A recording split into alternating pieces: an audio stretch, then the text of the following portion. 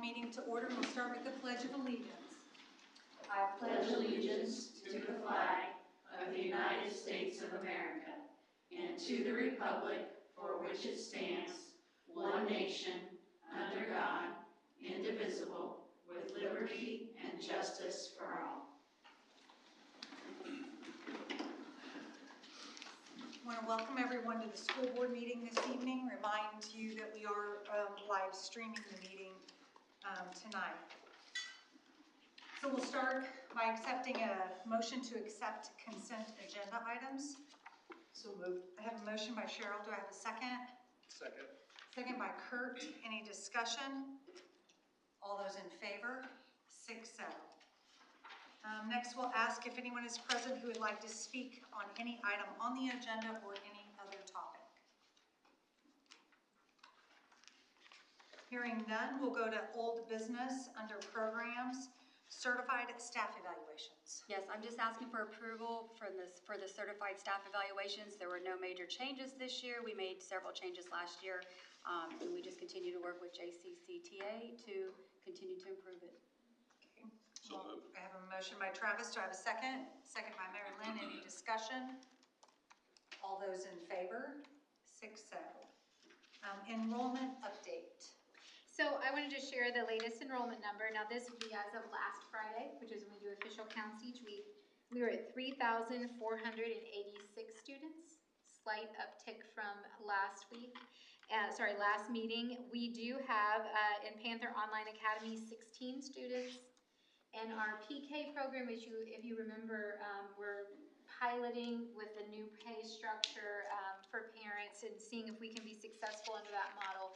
We have 17 students, so we were able to host a pre-K program this year, so we're excited about that. I do want to mention there's been a lot of conversation and topic driven about enrollment, and those are good conversations that people are having.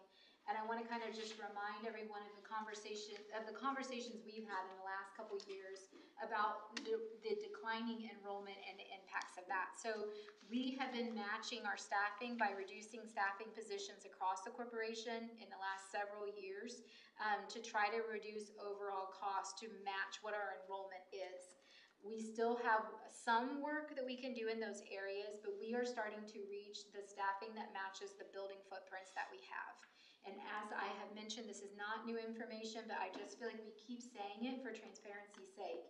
That means that we are at a spot that we need to do a review on looking if a building closure is appropriate and needed. In addition to the fact of the lack of enrollment driving just that interest for us, there are state laws. I know I've mentioned these before, but there are state laws on building capacity, and we are nearing what that capacity number is that we need to look at that for all buildings. So we are continuing with that work that we've been talking about. I'm just highlighting some of the areas that will be a part of that study this year. So we are working on a needs assessment for each building, which we have partnered with an architectural firm, so they will be able to share what are some ongoing costs that will be created for each building in the upcoming years. Transportation planning. There are rules about the amount of time for a student to be on a bus, and so if we look at redistricting or building closures, those will have to be complied with. So studying what that looks like as far as transportation goes. Looking at our enrollment with and without waivers at each building, because we have waivers for students from out of the county, and then we also have availability of waivers for students within the county from school to school. So looking at enrollment in various different capacities. Studying our special programs, looking at what our current occupancy levels are per building, studying the operational costs per building. Our insurance and our utility rates, like everyone else, are rising, and so looking at what are those costs per building.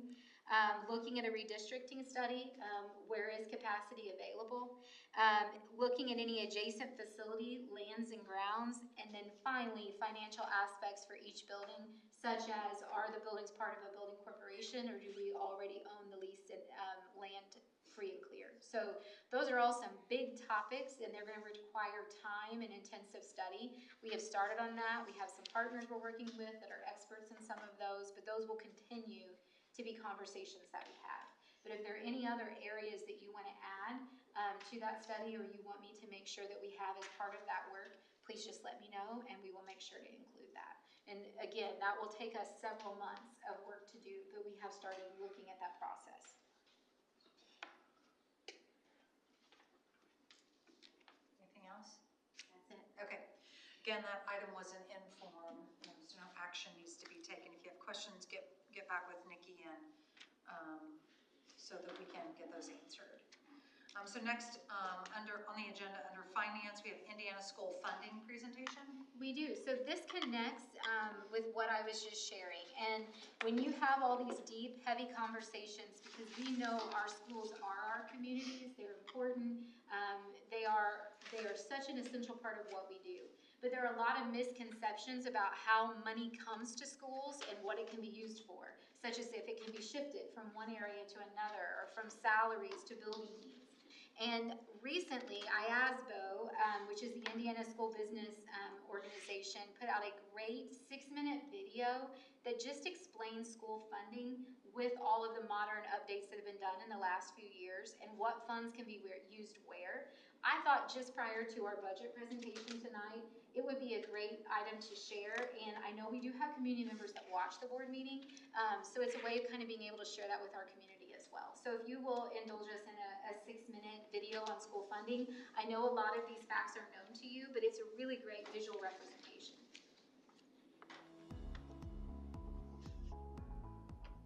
School funding in Indiana is a complex system that affects every student, teacher, and taxpayer in the state. Public school districts are funded by 3 main sources of revenue: state funds, local property taxes, and federal grants. State funding is the largest source of support for schools, accounting for about 60% of a district's total revenue. The more students a district serves, the more state funding it receives. But if a student leaves, the funding follows the student to their new school. Beyond the base funding for each student, Indiana provides additional support to help schools serve students who face greater challenges, including students with special needs and students from low-income families. Local funding, mostly from property taxes, accounts for about 31% of a school district's revenue. It's the second largest source of school funding. But Indiana law limits how much property tax can be collected. When those limits kick in, schools receive less money than planned, no matter what students' needs may be. At that point, districts are faced with a tough choice: cut programs and services, or ask their community to approve a referendum for additional funding. Federal funding is the smallest overall source for school funding in Indiana, making up an average of 9% of a school district's funding. State law requires schools to divide their funding into specific buckets. Each bucket can only be used for certain types of expenses. Because of this system, school districts may have funds available to replace buses or update facilities, but not enough to increase teacher salaries. In the next section, we'll break down what each of these funding buckets is designed to support. Let's start with the Education Fund. This is the largest fund in a school district's budget. It's funded by the state of Indiana and by law can only be used for expenses directly related to classroom instruction. These dollars primarily pay for teacher salaries and benefits, instructional aides, and other direct classroom expenses. In most districts, the vast majority of Education Fund dollars go toward the people who work directly with students every day. In short, this fund is dedicated to teaching and learning. But schools are more than just classrooms. Schools provide safe buildings for students. Buses need fuel and regular maintenance. The cost to heat, cool, and power our schools continues to rise. The supplies needed for day-to-day operations and the cost of insurance have also increased. That's where the Operations Fund comes in. While the Education Fund supports instruction, the Operations Fund keeps the schools running. And unlike the Education Fund, which is supported by the state, the Operations Fund relies primarily on local property taxes. Now let's talk about the third bucket, the Debt Service Fund. Think of this fund like a mortgage payment for a school district. When a school needs something major, like building a new school, renovating an older building, improving an athletic facility, or replacing aging HVAC equipment, it usually can't pay for it all at once. Instead, the district borrows the money. This is often done by issuing bonds. The Debt Service Fund is the account used to make those payments over time, both the principal and the interest, just like making payments on a home loan. Importantly, debt service fund dollars can only be used to make debt payments. Schools are not allowed to use this money for teacher salaries, classroom supplies, or other operating expenses. And just like the operations fund, the money for the debt service fund comes primarily from local property taxes. The last bucket works a little differently. It's called the referendum fund, and not every school district has one. Sometimes a district needs funding beyond what the state and existing local taxes provide. When that happens, the district can ask the community for approval through a referendum. A referendum is simply a question placed on the ballot. Voters decide yes or no on whether to allow the district to collect additional property tax revenue for a specific purpose. If a majority of voters approve the question, the district may collect that additional funding for a set number of years. There are three main types of school referendums. Operating referendums support day-to-day expenses, such as teacher salaries, academic programs, and classroom supplies. Capital referendums pay for building projects and facility improvements. And safety referendums fund security upgrades and other measures designed to keep students and staff safe. In short, a referendum gives the community the final say on whether to provide schools with funding beyond their standard revenue sources. School funding in Indiana is governed by state law, and each fund comes with specific rules about how dollars can be used.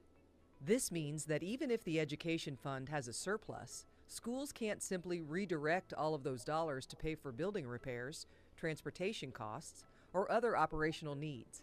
State law limits how much money can be transferred between funds and prescribes how most education dollars must be used. At the same time, the operations fund faces limits on how much schools can collect from property taxes, even as costs for transportation, utilities, and maintenance continue to rise. School funding is under pressure from many different sources. Rising transportation costs can reduce the dollars available for building repairs.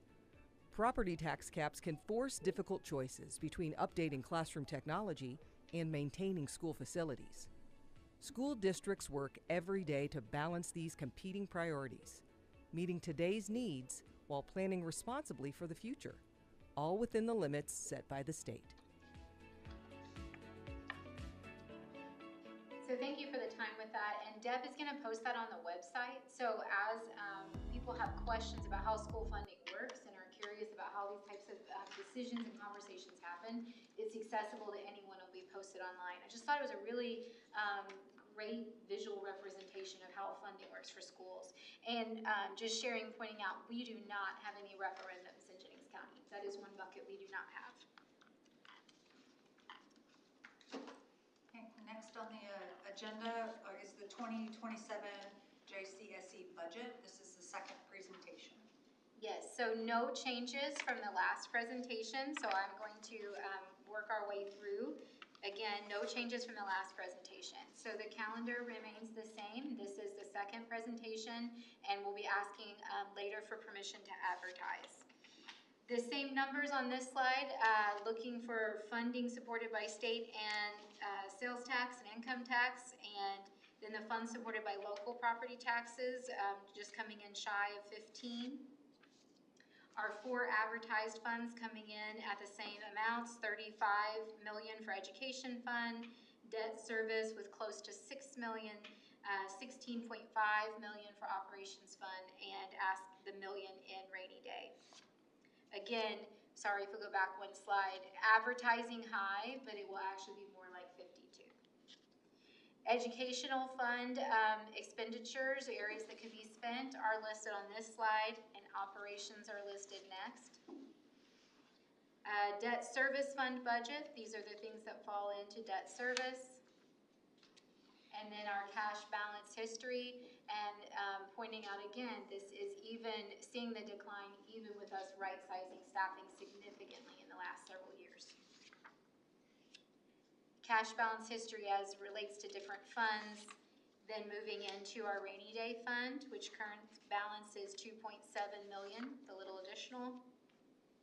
Debt service fund budget, 2027, looking at $5,885,617.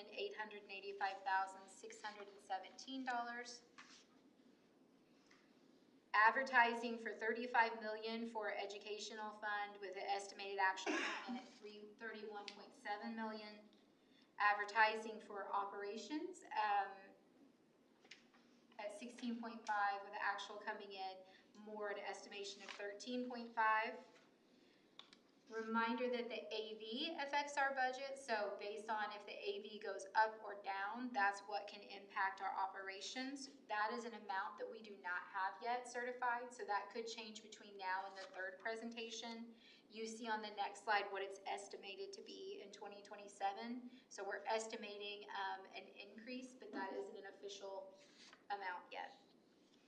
Tax rate and tax levy correlate. So for example, if the tax rate is held constant, you can see what happens to the levy, and if it is not, what occurs. Indiana has some updates on property tax, most notably Senate Bill 1, used to be called, now it's Senate Enrolled Act 1, has had a great impact on how school funds operate. Our current tax rate is at 1.1937.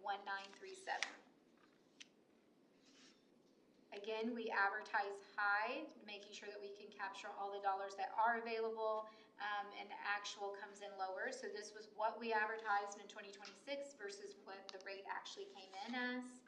And so then you see in 2027, again, advertising higher and what we estimate the actual will be. Capped levies can have an impact on the operations fund. You see that there's not an impact on others. And then the final slide is the advertisement, and that is, again, the higher amounts that we advertise for that we would like to advertise. And I kind of mentioned the reminders as we went along. And so that is the budget, second presentation. Again, no changes from the first presentation that Philip did last meeting.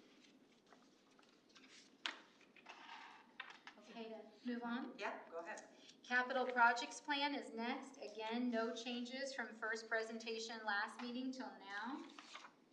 You'll see the budget calendar, the calendar adoption cycle matches what we're doing for the budget.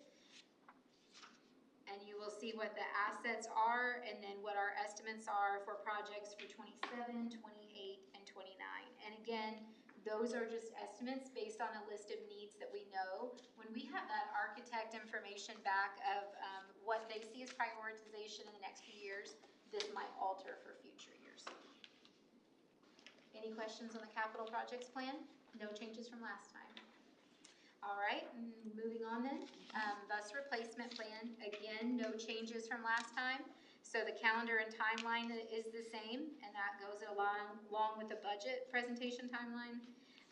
And then you will see the summary of estimated costs for each year, finishing out lease payments we already have, and then estimating that by 2029 we might need an additional placement, so that's put into the budget, so additional bus at that time. Any questions about the bus replacement plan? Okay.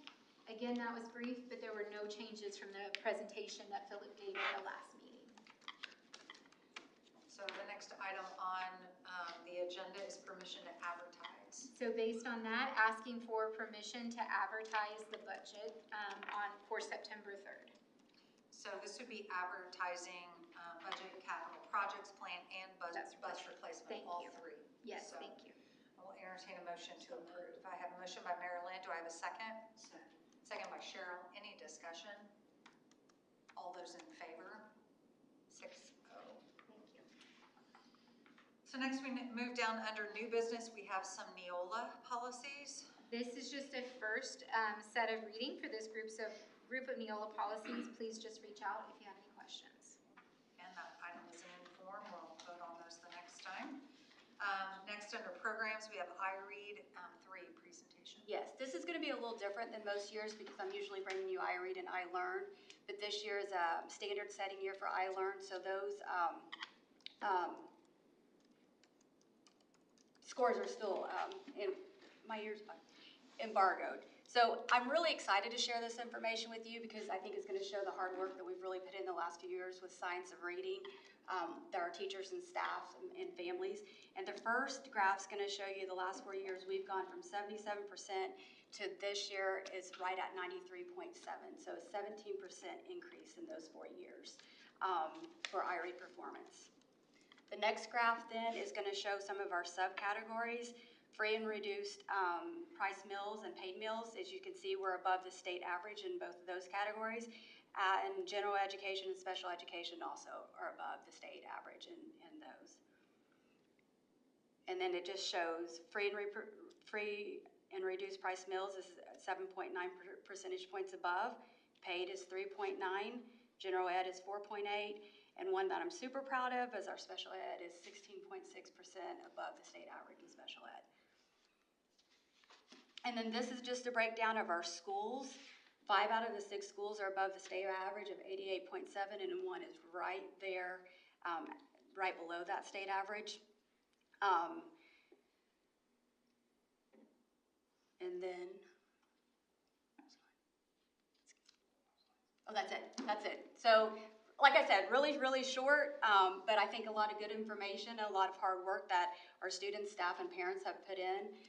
We made an emphasis on science of reading and best practices over these last 4 years. I think it's paying off, and we're seeing a lot of dividends. And we're very grateful for our participation in Literacy Cadre, which really leaned into science of reading quickly. And our staff just jumped into that with both feet and didn't have transition time, just made it work while learning it. And that allowed for this transition to happen so quickly. So kudos to our staff for being willing to try something new in best practices of instruction. And it's clear to see those results paying off. And like Carrie said, the most exciting part is it's across the board. It's not just one group of students, even in our subgroups of students, such as special education and those who may be struggling with poverty, we're seeing results above even state average. And the state's showing high gains themselves. So very significant, dear to our heart, and excited to see these results. I think very impressive. I mean, what I would say is very impressive, especially in all categories, including the special education. Super exciting. Yeah, very exciting. This is an informed item, so we don't have to vote on anything, but what I would say is if there's anyone maybe present in the room who would like to tout that, this might be a really good thing. So if you have questions, get with Carrie. So next, under new business, we have results-driven accountability. Yeah, so this is our kind of our special ed report card from the state. We usually do this middle of second semester. We were very late getting our data this year. So this data is actually from the 24-25 school year. So the way that it is broken up, there are 5 categories the state places school corporations in. We fall in that middle category with 2,501 to 10,000 students in a school, or in a school corporation. So we fall in that medium category. Then the state takes your scores and puts them from first to last, and then the top 20% gets 5 points, the next 20% gets 4 points. You'll see on our scores this year, there are some categories that were not scored, and I'm not really for sure why they weren't scored, but we do have some scores for them, but that's just a quick overview of how they're scored. Our score comes from 25% of our graduation rate, 20% is made up of our LRE school age, and then the other 55% comes from our assessments, iLearn, math, English language arts, growth, iRead, and our IM participation. So this is kind of the breakdown of our scores for the 24-25 school year, and you can see a few of them have scores, a few of them don't. We will break this down, and instead of looking at comparing us to other school corporations, we're going to look at how we've done the last 4 years. So we do have that information instead of relying on scores. We'll look at how we've done over the last 4 years. So this is iLearn percentage of students with disabilities performing at approaching. In 21-22, and this is math, 21-22 we were at 29%. 22-23 we jumped up to 31%. 23-24 we were at 37.8, and 24-25 to 39.3. So a 10% jump over those 4 years in math. For our math growth in iLearn, we had, so this is the growth percentile for students, the median growth percentile. So we were at 40 in 21-22. We jumped to 49 in 22-23, and then we've stayed steady the last 2 sessions at 23-24 and 24-25 at 50. We'll jump to English Language Arts and I-Learn percentage of students with disabilities performing at approaching level. 21-22, we were at 30.3. 22-23, we had a dip to 26.2. We jumped back up in 23-24 to 33.7, and 24-25, we were at 31%. So 5% growth there in English Language Arts. And then for our growth with English Language Arts, in 21-22, we were at 41, 22-23, 43, 23-24, we are 50, and then we did drop a little bit to 46 in the 24-25 school year. And then students with disabilities passing iRead, in 21-22, we were at 75%. 22-23, we were at 55.4%. 23-24, we were at 79%, and 24-25, we jumped all the way up to 89%. And then the data that Carrie just showed for 25-26, we were at 88.3. So just a small drop, but we're still up in that high 80s range. Okay, when we look at the alternative assessment and those, it's for our lowest 1%, the most severe disabilities. If you can look, the percent of students participating, we went from 1.3 to up to 1.8. This does fluctuate, and because we do have a higher than average percentage of our students who do qualify for moderate and severe and profound, it's hard to get to that 1%, but we are still working to go through all of that information. The percent who graduated with a disability, from 21-22 at 58.3, up 22-23, we were at 71.8%. 23-24, we jumped to 82.6, and then for the 24-25 school year, 86.5% of our students with disabilities graduated. Our LRE code, there are codes that we use to describe how much time they spend in general education. The LRE code of 50 means they are in a general education classroom for 50% or more of their time, or 80% or more of their time. 21-22, we were at 92.9. 22-23, we dipped to 83.8% of our students were in general ed 80% of the time or more. 23-24, we were at 84, and 24-25, we're at 83.5. This does fluctuate based on the students we have and their needs, because we absolutely want to meet students where they are. And so if they're best served in a different eligibility area, a different LRE code, we want to put them where they're going to be best served. So that does dip occasionally. Our compliance grade, if we look, there's one that says there was a finding. Everything else was compliant, and the one that was the finding had to do with the changeover from the previous special education IEP program to the new one. There was a lack of communication between them for a little while, and that was fixed, and there was no finding, and so we were actually compliant in all areas. When we look at the data, if you look that we were timely in everything that we turned in, so we got 5s for all of those. And then meeting requirements, we are at level 1, meaning we're at that kind of that normal differentiated level of support. We let them know if we need something and, extra steps for us to meet. And we have some of those things that were not scored. One of those was the I am proficiency. So students with disabilities that performed at proficiency or higher on the I am alternative assessment. In 21-22 in math, 70% of our students were at approaching proficiency or higher. 22-23, we had 69.2. 23-24, 61.1, and 74.3% in the 24-25. And that does change. The alternate assessment is tested in grades 3 through 8, and then when they take biology at the high school level. And then in English Language Arts, same situation.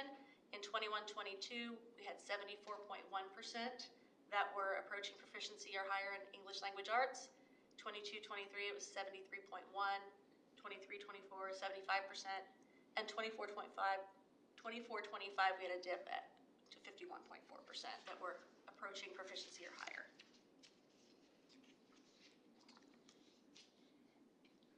Then we have here, it's the SAT, students with disabilities that performed at proficiency or higher at grade 11. 21-22, we were 8.7. 22-23, there was a dip. We got 4.4, and we dipped again in 23-24, but in the 24-25 school year, we saw a nice increase up to 10%. So we hope to see that continue to grow as well. And then SAT and English in reading and writing, we were at 13% in 21-22. 22-23, 11.1%. 23-24, we jumped to 17%, and then 24-25, we saw a dip to 13.3%. And this is approaching at proficiency or higher, and these are just the juniors in those years. So it's a different cohort of students each year. For the next two, we're looking at getting a smaller number. This is the gap between students in general education and students in special ed and how they do on iLearn. So in 21-22, there was a 33% gap. And then by 24-25, we have closed that down to a 23% gap. So that gap is closing for our special ed students. And that is in math. In language arts, in 21-22, we were at 33.8, and the gap has closed to 27.7. So again, closing that gap, that is a good thing that we're bringing our students with special needs, bringing their scores up. And then the next chart, so one of the big focuses that we've been doing is trying to bring our special ed percentage down. We have dropped almost 100 students in special ed in the December 1st, 2025 count. However, with our drop in enrollment as well, that percentage still kind of stays steady. We are at 27%, which is a drop. It is coming down. We have had a lot of move-ins this year at the start of the school year, so we do anticipate that December 1st, 2026 count to be a little higher. And that is all of the data. Do you guys have any questions for us? I would just like to reiterate and highlight that great success with the grad rate for special education students, going from 58% to 86% in a 4 years' time, and that's with the rigor rising at the same time, not using waivers. So that's exciting data, and seeing the gap closing between general ed and special ed in the testing data. So good work to the special ed department and all your staff. I do have one question. I mean, most of those numbers are pretty consistent. They vary just a little bit, but a couple of them were like a 25% drop. Do you have any idea? Yeah, so the IAM percentage, I think that might be the one you're talking about, the big drop there for English language arts. So that one is a concern, and that will be something that we focus on. So that would be our students who are taking the alternative assessment in our moderate and severe classrooms. So why that dropped? Because the math did not drop. So trying to figure out why that happened will be something that we talk with our special ed teachers about. And we've been looking at the curriculum this year to see if there's anything that would be better suited to work on those skills as well. The other one was percent of students with disabilities proficient, like it was in the 70s, and then 1 year to 55. I mean, Yeah. any idea? SAT does do a different, I think that was the SAT one. It's a different cohort. Okay. So because it's only measuring juniors. Okay. So the 22-23 I-read, that was the year that those students were in kindergarten during COVID. So that went down across the board. All students that took I-read that year went down. So that was that big drop there. Any other questions? Okay, we'll move down the agenda then. We're under professional staff, extra contractual days for 2026-2027 school year. Yes, please. Asking for approval for the extra contractual days for the following: Bradley Briggs, 30 days, Madeline Cardinal, 17 days, Gavin McKinney, 13 days, Jeffrey Green, 20 days, Morgan Brandeman, 10 days, Ashley Sedam, 15 days, Annie Poor, 8 days, Colby Vogel, 5 days, and Molly Vaughn, 6 days. Entertain a motion to approve. I have a motion by Kurt, do I have a second? Second. Second by Cheryl, any discussion? All those in favor? 6-0. So, next we have some recommendations. Yes, please. Several new educational support tutors are new positions that are, have been posted. The following recommendations are asked for approval. Tammy Bates as St. Creek Elementary as an educational support tutor in a split position. Floyd Bowman at Scipio Elementary as an educational support tutor. Tom Moore at Brush Creek Elementary as educational support tutor, and this will also be a split position. Susan Wallman, Brush Creek Elementary, split position with Tom Moore, and then Susie Webster, St. Creek Elementary, educational support tutor on the other half of the split position. Entertain a motion to approve those recommendations as read. Motion. Motion by Chelsea, do I have a second? Second. Second by Mary Lynn, any discussion? All those in favor? 6. Next we'll move down under support staff, we have some recommendations. Yes, please. Asking for approval of the following. Lauren Todd, Jennings County Middle School volunteer cross-country and track coach. Amber Butler, Northern Elementary Parapro. Caden Scram, Jennings County Middle School lifeguard. James Hyde, Jennings County High School custodian. Logan Lovegrove, Jennings County volunteer flag football coach. Rick Monday, youth volunteer football coach. Leah Wright, Jennings County Middle School CMA in the SPED classroom. Grace Stark, Brush Creek Elementary, SPED Parapro. I'll entertain a motion to approve. So moved. Motion by Cheryl, do I have a second? Second by Chelsea, any discussion? All those in favor? 6-0. Also asking, Yeah. yes please, also asking for approval for Corey Ritz, Jennings County Middle School assistant football coach. So moved. A motion by Travis, do I have a second? Second. Second by Kurt, any discussion? All those in favor? 6-0. Thank you. Now we're down to finance. We have some donations. Yep, asking permission to accept these donations for Graham Creek Elementary, Coffee Creek Christian Church, $250,000 to help, or $250 to help families. For Hayden Elementary, Hayden Baptist Church, $1,800 for teacher supplies. For Jennings County High School, for the orchestra, Dwight and Marissa Patterson, $50. Joseph Pearl and Natasha Goings, $10,000. And then Richard Vogel, $100 to the Panther Pantry. For Jennings County School Corporation, the Hope Food Program, Michelle and Robert Engel, $450. First Marian Baptist Church, $250. New Bethel Methodist Church, $450. And for North Vernon Elementary, Farm Bureau Ag Grants, $250 for new hydroponic tower and supplies, agricultural books, and Farm Bureau magazines. Asking for permission to accept those donations. Entertain a motion to approve. Motion by Mary Lynn, do I have a second? Second. Second by Travis, any discussion? All those in favor? 6-0. Next we're now down under relations, we have an MOU. Yes, it's time to update our MOU with the NDPD for SRO program. No significant changes to the MOU, just updates in the dates, so, and the language for the dates. Asking for that approval. Entertain a motion to approve. So moved. Motion by Kurt, do I have a second? Second by Chelsea, any discussion? All those in favor? 6-0. Which brings us down to other. I don't have any other. Great. Hearing nothing else to come before the board, we'll entertain a motion to adjourn. Motion by Chelsea, do I have a second? Second by Travis. All those in favor?